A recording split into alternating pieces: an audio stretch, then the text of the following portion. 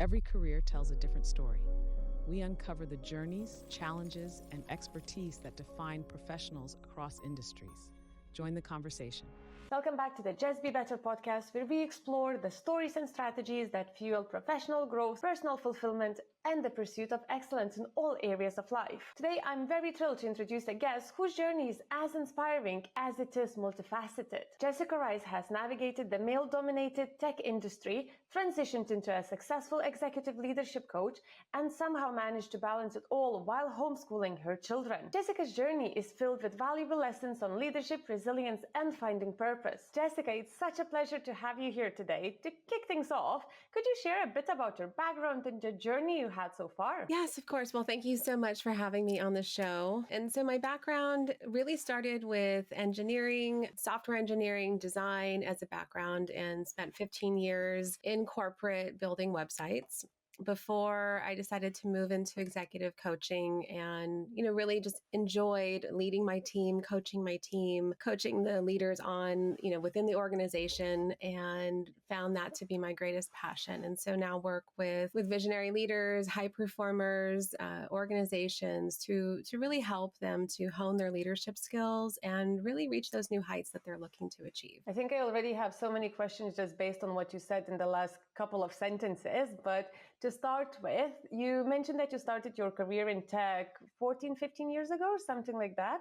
And at that time, when the industry was even more male-dominated than it is today, what was it like being a woman in tech back then? And did you notice any significant changes in the environment as the time went on? Well, that's a great question. Absolutely. I remember being in school, in college, and actually didn't major in software engineering. I majored in design, 3D animation, in fact. And there were more women who were in design, and I think that remains true today. Actually, we're starting to see more men coming into design, which is really interesting. However, when I was in classes that were related to computer coding or computer architecture, I do recall that there were many times that I was just the only female in there, or a handful. When I moved into my first role, I was working for the government for a large postgraduate military school, and it was largely male dominated. There were women, but we were far and few between. And I think I had to really learn in that environment how to communicate in different capacities related to how men tend to communicate versus how women can tend to communicate. And so that was a skill that I had to start understanding to a greater effect. Very interesting that you mentioned the communication between women and men. I know it's going to be a very broad question, but is there anything that you could pinpoint? What is the biggest difference on how you have to communicate when you're speaking with women versus with men? I think it's interesting. The more that I have continued to rise up within my career, I can start to see that there are shifts and changes as well related to the level or title that someone might have in their role. I did an article actually several years ago where I interviewed the various women who were later in the corporation that I had worked with. And that was a big topic that had come up, and different roles ranging from, individual contributor up to manager levels. And I think that when I was working in the military, obviously they're coming back, they have training and they're very direct in their communication style. And so women at the same time who were, the CEO that I was working with, or CIO, I should say, was also a very direct communicator. And so I had to learn to be more succinct and shorten my emails and get to the point very quickly. When I was interviewing all the women that I then later worked with within my other company, the ones who I would say at the lower levels, they were more in a naturalistic style. So they were more of the relator, communicator, trying to connect on a more emotional level. I think that the women that started to kind of rise up all learned to adapt themselves accordingly. And so that style started to be adopted to a greater extent. And I think it even shifted. So when we're talking to women who are up in the C-level suites, I think that they still tend to have created a more succinct language style based upon the people who they are surrounding themselves with. And I think it's a very well-known fact that women really struggle with the communication side, especially because if you're as direct as male are, a lot of the time you can be counted as rude or bossy and all other things that can essentially mean more negative side of communicator.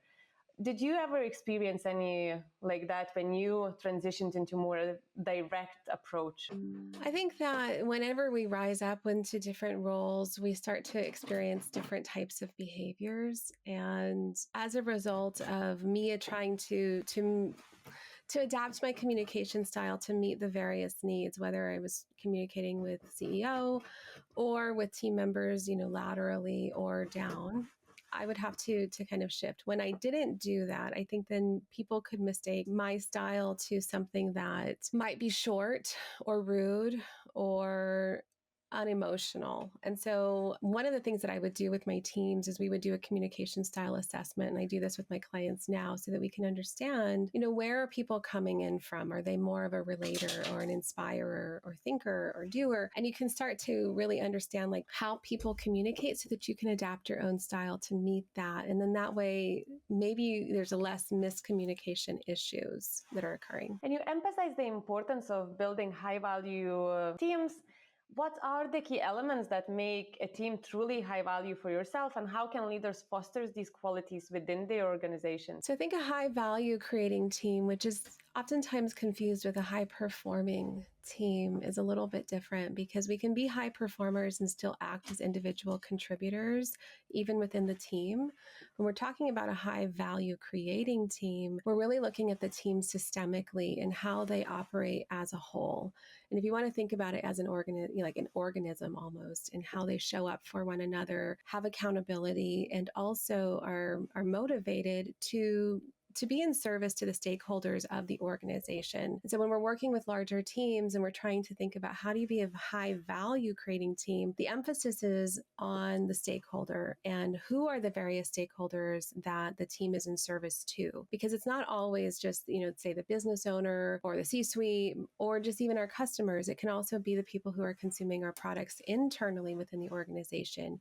It can also be future team members who are then having to adopt the various decisions and documents that we are creating. So high value creating is really about thinking outside of ourselves into the larger sphere of influence as well as into the future. Is this a skill that someone is born with? They naturally are high performers, or is it something that as a good leader, as a good manager, you can develop in people? Well, I think that's a twofold question. I do think that some people are more predicated for that at a younger age, and that can come from a number or series of reasons or events that have occurred in their younger years. When I'm doing personality assessments and looking at strengths-based traits within clients, oftentimes the same things that propel them forward are the same things that hold them back. And so then we can think about what their saboteurs might be. And so high achievers oftentimes are very hard on themselves at the same time. And so they take on too much responsibility. And in that way, it can start to hold them down or, hold them back from achieving more. On the opposite end, we have the same issue. So if somebody isn't fully driven or isn't performing at the level that we need them to, then it's a matter of understanding what's going on mentally for them that's keeping them, either stuck in fear or not motivated. And so we have different connections within our mind that determine, what we're attaching to that may have occurred within the past that may have been negative or positive, as well as what we're afraid of in terms of moving forward. And so all of those different things accumulate into the type of performer that we are. But I think that we can overcome that, through neuroplasticity and retraining our mind to have different associations. One of the interesting things that I heard quite a few times when speaking with leaders and new managers in particular, that they are always afraid to become almost as a friend to the employee rather than being seen as the manager in power as such. What are your opinions? What do you think should be that relationship between manager and employee or leader and employee? When I see this the most is, when imposter syndrome is coming in. And so we have our own internal fears that, start to dictate that boundary between becoming too friendly versus not friendly enough or wanting to be seen as a leader. And that can happen oftentimes when we're promoted, internally within a company. Maybe we already are familiar with these various peers. What I would recommend is really considering how you are in service to the people that you're leading. And so rather than trying to come across as an authoritarian or being fearful of being too a pushover or being too friendly, is really thinking, how do you best support and empower the people who are within your team so that they can, kind of lean on you as the safety net, but you aren't there to block them. And you're also there as a guide at the same time. And I think when we have that mental shift of, what a true leader is and how they can best support their team and facilitate the things that they're trying to accomplish, now we can see ourselves as the leader that we truly want to be. I think that was even to myself personally, when I became a manager for the first time, I really struggled to understand what the real leader is, where the management comes in, and also how to delegate and give things from my plate to someone else, and actually try not to manage and micromanage people. Because it's like, oh, it's my baby. I'm giving you a task and you have to do it in certain ways. So I think that was the biggest mental shift to myself, and realizing that I actually don't need to do that. I need to trust in people. Yeah. It's definitely something that I see often in leaders, especially because, we do become attached to the things that we're working on. We become attached to the ideas that we have in place. And because it becomes a part of our identity to a certain extent, it can be really hard to let those pieces go. And another thing that I hear leaders too is that they don't want to bother their team, or they don't want to come across like they're just giving them jobs that they may not want. But when we understand what our teams truly are looking to grow into, where they want to see their career trajectory taking them, now we can partner with them, and the delegation can actually be a gift because you're helping them to grow at the same time. And from what I understand, you transitioned essentially from tech into leadership coaching. I think that's a perfect time to ask about it. So what inspired you firstly to move into executive leadership coaching, and how did you know that it was the right step for you, especially at that time in your career? Well, at that time in my career, like I said, I started out in design, and then I kind of fell into software engineering. And while I enjoyed the challenge and kind of proving myself that I could do it, I think there were still pieces of me that knew that there was something else that I should be doing, or that I was meant to be doing. And so when I started to move into leadership and really recognizing, number one, my own natural strengths, going from just continually trying to prove myself and kind of a square peg into a round hole, I started to recognize, I think, that my strengths were held elsewhere. And so leading with strategic vision, understanding what our teams needed, how to intrinsically motivate them, that became a greater passion of mine. And as I started to study that even more, it just seemed like the natural fit and the natural transition for me to make. I've never been on the side of the technical lens. I work with a ton of technical leaders. I understand where they're coming from in relation to just loving the tech, loving the innovation of it, getting behind the code and just seeing that happen. And I've had bursts of that, but it wasn't something that I felt like I could sustain for an incredibly long period of time. And so I felt like this was the place that I could best be in service and in alignment for others and for myself. And do you implement any technology into your coaching and leadership, not only from understanding perspective, but actual tech, I don't know, AI or anything else? Yeah, it's interesting that you say that. I'm actually partnering with a new company who is rolling out a mobile platform that I'm going to be incorporating into my coaching services. And it's definitely something that I feel like is very innovative and hasn't been seen on the market yet, where we can add true visibility into the progress and the growth that individuals are making and creating for themselves through coaching, as well as bite-sized or actionable steps that they can take. And it's a whole accountability system and bespoke approach to coaching that I personally haven't experienced. And so I think having a tech background has enabled me to look at those different possibilities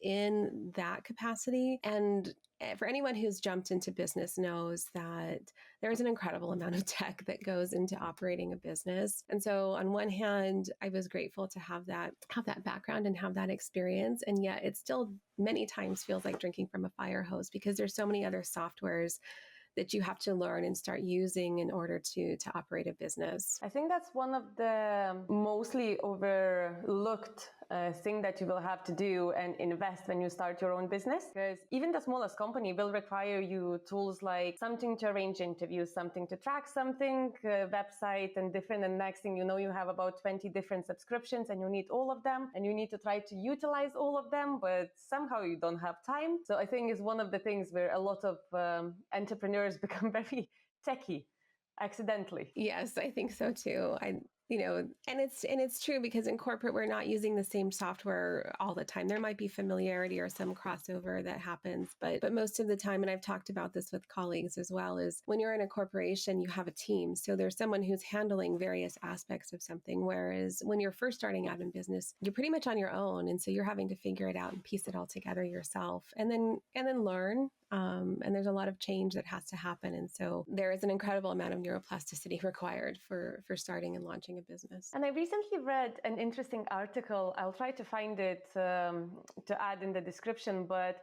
it was saying that coaches are currently very scared because AI is going to take over the job. Obviously, we've seen a lot of technology taking over our jobs, but what are your thoughts on that? So I use AI in my own coaching, not with like in the context of what you're talking about, but what I do see is that there are capacities where AI can be incredibly beneficial in terms of language models and understanding how people think. And I think you can, and I've used some of the tools where, you maybe punch in a question and it outputs different responses. And I think in that capacity, it can be useful. Where I don't see it really replacing people is that people can think. And so we have to understand that AI is truly just a large database of information that it's going through and calculating, and it's getting more intelligent, so to speak. But it's not something where we as people, when we're communicating with somebody, we're using all of our senses. We're using our brain. We're using our heart, our gut. We have millions of cells within our bodies that are indicating to us that sometimes what is said isn't the whole truth. And so when I'm coaching with somebody, I'm also looking at their gestures, their body language, their emotions, where their eyes are shifting. And that's something that, as far as today, AI isn't fully able to do.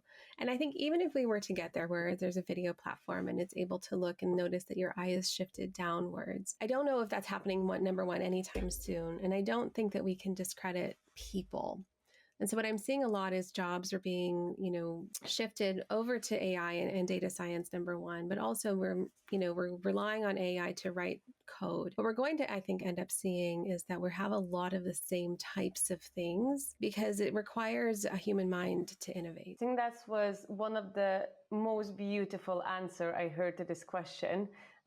Especially nowadays when there's so much fear that's getting brought up quite oftenly, probably, especially on LinkedIn, about AI taking, and you put it so nicely. That's definitely a wonderful phrase. I think the more that we can embrace it and really understand it for what it is, then we're setting ourselves up for success in how we operate into the future. If we're fearful of how we can move forward with this technology, then we are going to stay stuck. And that's in any industry. So it's really a matter of just like, okay, how can I leverage this, but also be mindful of how I'm using it? We don't have much governance right now, but I think that's starting to come into place. And this is true for most things. Productivity tools are the same issue that I deal with clients most often. We kind of put this stuff out there without any governance or any gates. And so now we're trying to build walls around things so that, again, humans can operate within it because our brain doesn't operate as a machine. And that's I think the greatest challenge that we're starting to face within organizations as well is that we built these things, but we didn't set them up for the human mind to truly thrive. And when you're dealing with clients, do you see any common themes that are currently occurring in most of them, or is it very, very individual and very different? While everyone is individual and different, I think some common themes that are coming out, again, going back to productivity, more and more people are experiencing burnout, stress, anxiety. It's not a surprise that there's fear involved. I mean, it's beyond the market in the industry. We haven't allowed for people to truly operate or think in the ways that we used to in the past. And so there isn't a great amount of space for mental cognitive function. And what I mean by that is if people are having 14 meetings a day, and then they also have their Slack messaging or Teams running where maybe they've got 1,000 messages coming through and maybe 100 of them are they're tagged in, plus email, plus cell phones, plus all of, the tasks and everything. And they're just, everything is vying for their attention. It really isn't any wonder that we are not operating optimally. And when we're not operating optimally, it's hard for our mind to rationalize what's truly taking place. And so that is when fear and anxiety and worry starts to take over, because we don't have any clarity around even what's happening for us in the day. And so I think when we're looking at that, that's a huge piece that comes up for clients quite often, is their schedule, time management, and just in general questioning themselves and their capabilities. And I think it's purely because we have built all these systems, but we didn't build it with the human in mind. I think in general, that's again coming back to technology in the world. Technology really grew and really evolved over last 15, 20 years. And until then, the world was pretty standardized. It kept changing, but it wasn't at this speed. We're now, within last 10 years, we managed to get all of our knowledge in one tablet, and with one click, you can get access to everything and learn new things and everything. And I don't think our human brains are capable at this point to actually understand fully the volume of information that we're actually getting into ourselves. I mean, we can't process all of it. So we're getting a lot of things into our short-term memory, but our short-term memory can hold on to, I think, about 7 to 9 things at a given time. And so then things just start getting like shoved out. So it has to reach the long-term memory. And the other piece is when we're constantly in executive functioning mode, and then we're experiencing the anxiety that comes with trying to stay on top of everything, our brain isn't in creative thinking mode. And that's where our ideas come from. And so it's when we go out, when we go on a walk, when we get out into nature, when you take a shower, all of those types of things. I have so many clients that are like, I wake up at 3 o'clock, 4 o'clock in the morning, and my brain won't shut off. And that's because you've allowed it to rest. And now all of those other things that maybe got shoved way down are percolating to the surface. I think that we're really close to using these tools in a positive way. It's just that we kind of adopted all of them and shoved them out and didn't really know what to do. I think that you just described myself. I can go to sleep and fall asleep almost anywhere, and then wake up in the middle of the night, and I will never sleep for the next 24 hours.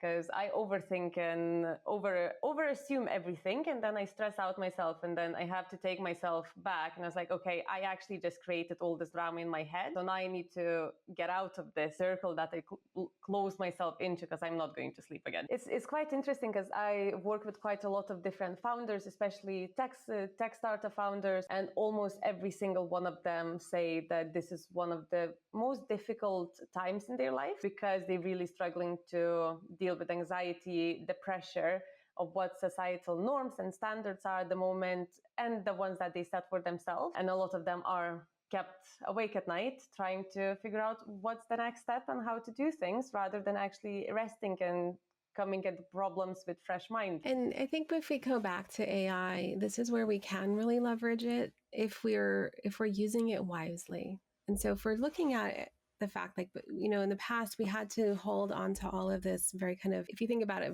almost rudimentary knowledge in terms of how we operate or communicate or share ideas. Well, if we have a whole database of all of these things, now we are able to think at a higher level. So we can tap into, say, AI for some of those types of things and that type of thinking. And if we were to build systems and structures where we actually were able to step away from some of that, maybe it gets to a point where it's more automated. Now we can do some of our best thinking. And I think that, with Bill Gates, he would take a month off so he could just be completely detached. And that's where he would do a lot of his thinking and completely just separate and unwind. So if we're leveraging our technology, I would say intelligently, then we might actually be able to partner with it in a greater way. We just have to understand how that works. But right now we're using everything for productivity and how do we get faster and how do we do things better and how do we compete, rather than how do we actually separate ourselves? How do we slow down and how do we use our brains for what they are best at? Love that. And in your coaching work, Jessica, you've likely encountered clients dealing with toxic work environments. And what are some common signs of workplace toxicity, and how do you guide individuals or teams through these challenges? Toxicity is quite common, unfortunately, and it can show up in I would say in a number of ways. It can be just through expectations not being listened to or heard. And then there's like extreme examples too of you're being talked down to, yelling, swearing, all of those types of things that we've heard of. And I've personally experienced myself. When I'm working with teams, I think what we'll go through is number one, trying to understand, okay, what's the psychological safety of the team? Where do we feel like the team is personally at? And what are some of the things that are coming up for them where they might feel unsafe to speak out? I can't always work at the organizational level because obviously that would be the best place to start. And if we could have awareness from the top and then it comes down. But we're also working with the fact that people are bringing in baggage from other places. There's so many different things. And so we have to think about how we reestablish trust within at least the ecosystem that we're in. So leaders have this ability to create this kind of more or less bubble if they're, able to kind of redirect their team. And that doesn't necessarily mean the team won't have always, outside access, but what they can do is try to better control it. And so if they can at least understand where the team is at, how they can recommission the team, how they can set new standards and new systems for feedback, now you can start trying to at least work on repairing the team from within and creating some sense of safety internally, even if the rest of the organization is still not fully there. And I know you just mentioned that you had to experience some of the toxicity, as I call it. Sorry to hear that, first of all. Do you mind just expanding a little bit on how you personally overcome with dealing with that, and if someone is going through that, what would be your advice? So I've been in organizations where there was a lot of fear, and they used fear as the motivator. Number one, from a neuroscience perspective, that's never a very strong motivator. So anytime that you're leveraging fear as a way to try to motivate people to do something or get a job done, it's going to be very short-lived. It's also going to tear down trust, and it's not going to have people wanting to give their best effort forth. And so over time, it will degrade the system. When I was going through that myself, I think there were two things. One is I've already gone through trauma in my life. So there would be a degree of fear, but there was also a degree of certainty, knowing that I've already lived through certain things that were much more difficult. And so when they would use some of those fear tactics with me, they didn't always work. And I also would always kind of liken my father was kind of a strict individual. And so he always told me that everyone puts their pants on the same way. And so just to not let them bully me. Not to say that there wasn't plenty of times where I was upset or shook up or, even started to cry when I was in the office based on maybe a reaction that someone had, PTSD that would come up based on a reaction that someone had, or just,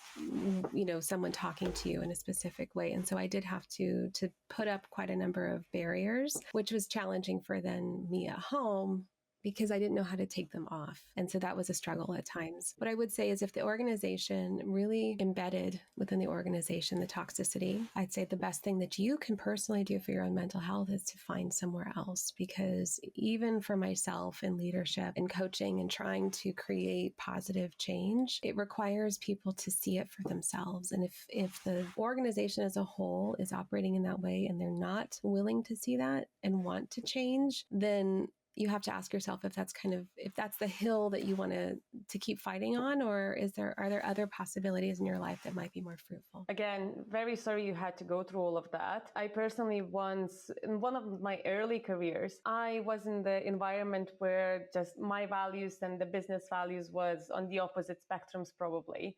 And I got to a point, because I had that fear that you mentioned, that I can't leave, that no one's going to hire me. It was ingrained in my brain, and I didn't think that I'm good enough to go anywhere else. So I hit the point where I realized that I can't do this anymore when I walked from my flat in Paddington, London, to Farringdon, which is about 1.5 hour walk.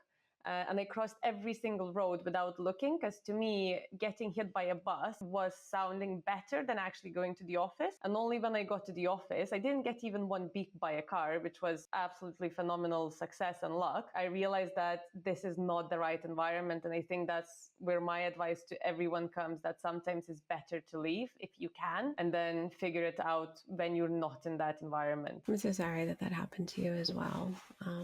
I think it really does impact the way that we think about ourselves and the value that we place on what it is that we bring. And so the longer that we stay within organizations that don't see it and don't honor it, the more detrimental it is for our ability to continue to rise up and move forward. And sometimes we do have that epiphany where we're able to get out and kind of find something else. But there's plenty of times too where I see people who have been beaten down so many times, they don't feel like anywhere else will take them. And that's just simply not true. Moving on to more of a positive side of coaching and your career in general. And it's probably going to be one of my most hated questions to ask women, but I feel like this is very important, is how did you manage your parenthood and such a successful executive career? I think that a lot of people actually are facing this issue nowadays with childcare and everything being so expensive. It was really challenging, I'll be honest. I left one of my jobs when I was pregnant, actually, and I interviewed for my last job. It was a week before I delivered. And then I had my second interview the week after I delivered. And I remember being asked questions too about like, okay, when would you be able to start? And I was pretty daring to go in very fully pregnant and interview, because I know that sometimes, even though they're not allowed to do this, they would reject you. They ended up calling me 2 months into my maternity leave and asked if I would like to come on board. And I agreed because it was at the time a $30,000 raise, and I was having a new child. So obviously I needed some extra income, but it still was really hard trying to, number one, juggle an infant at that time, going into a new role, learning all the ins and outs of that role. It was a more technical role than I had been in previously. So I would drop my son off and I would cry, and because he was only 2 months old, and then go into the office. They didn't really have a place for me to pump. They did, but they didn't. It was a meeting room that had no lock on the door. So there was no way that I was going to do that. So I actually didn't live too far. I would drive home at lunch. I would pump. And at the same time I would study. Then I'd go back and and then I'd pick my son up later. As he got older, it became a different challenge with school, and he was in a private school at the time, trying to juggle all of the requirements that private schools have, or just schools in general, of parents, all the different activities and ways that you're supposed to show up, the different schedules and times. And it was hard, again, dropping him off very early. And I was always one of the last to pick up my son. He was sometimes the last child at school. And that's when I was really rising up in my career. I was traveling a lot more. During the pandemic, prior to that, I had also started to see things with my son that I felt like maybe were a challenge for him. But they kept kind of saying that it wasn't. And so during the pandemic, it was kind of a blessing for me, because it was the first time that I was able to actually stay at home and work and also see my son at school at the same time. I never had any visibility into that. And in that process, was able to further confirm my suspicions of dyslexia and ADHD for him. And when I would confront the school, they kind of didn't acknowledge that. So I took it upon myself to have him tested through our school system, and the results came back that, in fact, his executive functioning was very low, and there were certain things that he was struggling with. And so I decided at that time it was about a year in, I decided to homeschool my son. And technically it was the pandemic, we'd already been homeschooling anyways. And in fact, it was easier because I didn't have to try to keep him on like a little screen all day long, which was terrible for him. So we just created our own curriculum. I continued to rise up in my career and continue working. But that was also one of the other reasons that I chose to transition to owning my own business as well, so that I could continue to homeschool my son and provide for him in the best ways that I could. That's not always possible. One thing I am seeing in corporations is that they are starting to create, more opportunities for men to help support women as well. And I've had clients who are going on paternity leave, and I see that men are really excited to be a part of that more so now too. And I think that's incredibly progressive, because we're breaking down some of these roles, hopefully to a greater extent. I don't know if we're close at all to fully, but at least I am starting to see more men who are taking maternity leave, companies who are honoring that.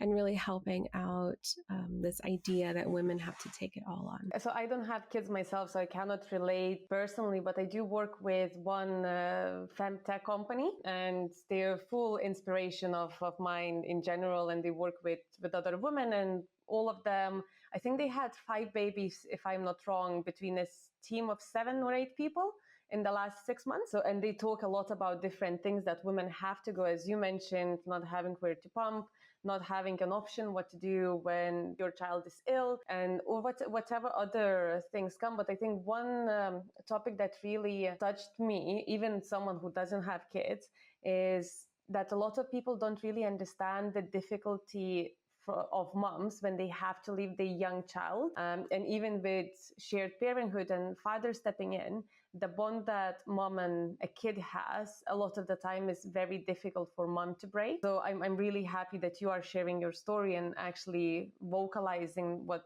probably a lot of women are experiencing in general. Yeah, it was interesting when the pandemic hit and we were both able to stay at home.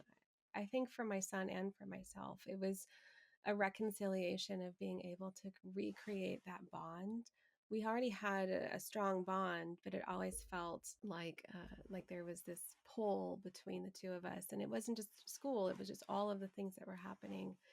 And so he was in first grade at that time, so we were able to sit down, and he was really happy too that we could spend more time together, because it was hard for him to see all these other moms, because some moms were working and some moms weren't, or maybe they had flexible schedules, but or they could pick him up early and then I couldn't.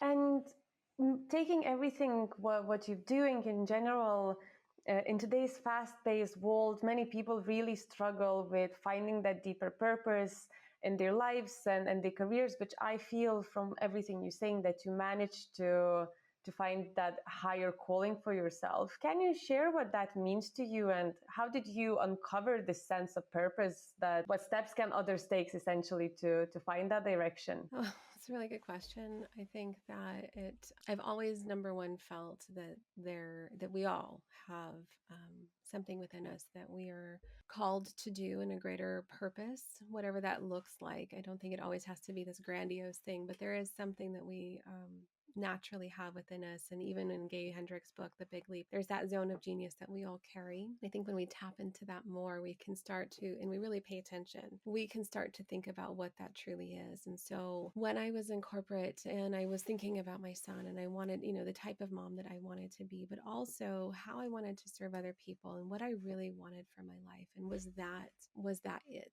And there's nothing wrong with what I was doing. It was just, for me, I started to question if this was the thing that I was supposed to be doing. And so I wanted to listen to that on a deeper level. And as I alluded to, I mean, there were things that I'd gone through in my life when I was younger. I was in an abusive relationship when I was really young, and what I was doing, it was just, for me, I started to question if this was the thing that I was supposed to. College, I'd also had on a deeper level, and required emergency surgery, and then had to spend 6 months recovering so that I could have a second surgery, because they had to remove quite a bit of number of my organs. And so going through those different things really showed me that life was so much more than we can possibly imagine. And when you're faced with fear of dying and fear of someone injuring you, you can start to look at your life from a different perspective. And I felt like I was called to do something more, and I wasn't honoring those experiences in the way that I needed to. And I needed to go out and I needed to help people recognize that within themselves and realize that our life is precious and we have so much more to do and to give in various capacities. And each of us has something that we have to from a different perspective. And I felt like I was called to. When you think of about the long-term impact of your career, what do you hope your legacy will be? I hope that when I look back, number one, that I was able to say that I wasn't afraid, and that I did the things that I felt like I was called to do, and with the greatest intention and purpose that I could. Whether everything is fully successful is another thing, but did I go out and did I just do it anyways? Did I fulfill what that was? Or did I allow fear to hold me back? What I don't want is to feel like I should have done this. And I felt like that I think we all do, right? There's pieces of our lives where we're like, yeah, if I had just followed that, maybe I'd be on a different road. And maybe things happen for a reason, but I certainly didn't want to continue in that path where, what I could be doing something else, or I could be doing something more, but I guess I'm just going to stay over here because this is safe and comfortable. I didn't want to do that. And so when I look back and I think about my legacy, I do want to help people, and I want them to see for themselves what they're capable of and what their value is, and that there's so much more to them than they may even recognize within themselves. That's what I'm hoping I can accomplish. But I also want to feel proud about the work that I've done. If you have to think, I didn't write this question, but I'm really curious. When you think of your career so far, what is the proudest moment of what you've done or what you have achieved so far? To be honest, I think it is stepping out into doing executive coaching. I love working with all of my clients, ranging from, there's big tech and government and sciences, but everyone comes with something a little bit different. And just being able to have those conversations, and they always go a little bit deeper than I think they even realize it will, and walk away and feel like, okay, I think that they see something different and better within themselves, and they feel equipped to handle something. And sometimes we're working on, relatively, it might seem even very focused or small. Like, how do I show up in meetings in a bigger way? But that's huge if you think about the fact that sometimes we just play small our whole lives, and we never speak up, and we don't speak out, and we don't use our voice. And so I think that's my greatest accomplishment. When I was in software engineering, I used to think, oh, this is very exciting, and this website or this code that I touched is going to be seen by, all these different people. At some point that just really faded away from me, and it didn't feel important anymore. And what I feel like now is that I am truly making an impact and help. And when I see someone where it just shifts for them and it just clicks, and you can see it in their eyes, and it feels lighter. And it happens sometimes progressively over time, where the first meeting that we have maybe is a little bit heavier, but by the, sixth meeting that we're having, they're just walking in lighter. I don't know. That's the best feeling for me. I think in overall what you said today and all of the answers you gave to my questions, which some of them were quite technical, it's just so visible how much passion you have for life and what you do. And it's really inspiring to see, and I can only imagine all of the amazing feelings that your coachees can have when they work with you. Thank you. I appreciate that. And I'm glad that here it's coming out that way. I think it's shining through every single answer and everything you do and how you present yourself. So I think your legacy is definitely going to be really strong in helping people find themselves in one way or another. And as we wrap up, Jessica, what's one piece of advice you would like to leave our listeners, especially those looking to make significant changes in their careers or life? Your future is not already predefined. Anywhere you are right now can be adjusted, can be changed, can be grown. Just because you've made decisions even that may have taken you to a specific point on the path that you're on, it can always grow and traverse in a multitude of ways. The biggest fallacy is that, well, I've already started on this path, so I might as well stay here. If what you're feeling inside of you is telling you something different, I would suggest listening to that and just seeing how it can become possible. I always get asked about how I moved from technology into coaching, because it's not the traditional path. And I even had some people who had a lot of doubt in the fact of what I was doing in relation to my career, killing my career. When you feel that you are called to do something, whether it's staying in the career that you're in, moving up in the career that you're in, or doing other things, or taking on a hobby, it's all important, but nothing is already set. You haven't done anything in your life that could potentially damage any other dreams that you might have. It's just a matter of your willingness to decide to go forth and continually grow. And that's why I love neuroscience, because it shows us that we can even retrain our thinking, retrain our mind to conquer those fears that we have so that we can move forward. I think that's a brilliant advice, and it should be written on every single wall in schools so kids can see it, and people in different careers who are going through that change can see it and realize that, yes, you can do it. You're allowed to change. You don't have to follow the exact path people 100 years followed. But lastly, before I let you go, how can our listeners connect with you and learn about your work and what you do and potentially become your coachees? Well, the easiest way is to go to my website at Jessica Rice Coaching. It has most of my information there. You can reach out and contact me. You can also find me on LinkedIn at Jessica Carl Rice, as well as Instagram or Facebook. But please reach out, and love to chat with people and just kind of hear their stories and what it is that they're going through, and see how I can support you in the best way. I will add all of the links in the description below so everyone can find you, and I will put on all over social media so people can definitely reach out to yourself. But from the bottom of my heart, thank you so much for amazing conversation. It was so good to learn from you and learn about your journey, and also understand how much passion you have and that it is possible to have that much passion for what you do. Well, thank you so much for having me. I've enjoyed our conversation as well. Thanks for being part of these journeys. Keep learning, keep improving. Until next time, if you enjoyed this, don't forget to like, subscribe, and share your thoughts.